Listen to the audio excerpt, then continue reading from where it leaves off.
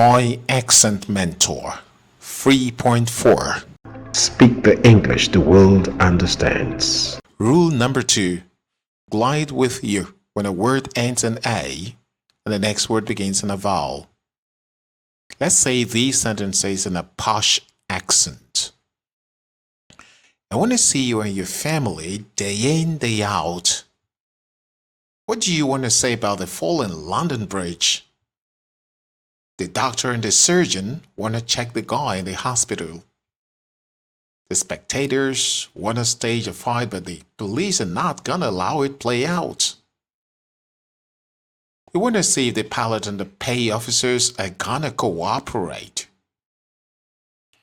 Ray, as well as the community, want to embarrass the carpenter, but his apprentice is not gonna support them.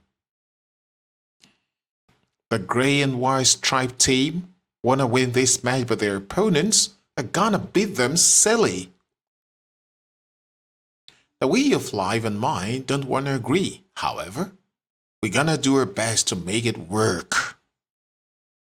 How do you want to play around the interest of those who are sure gonna use you and dump you? We want to pray over it though. They're gonna pull it down. Speak the English the world understands.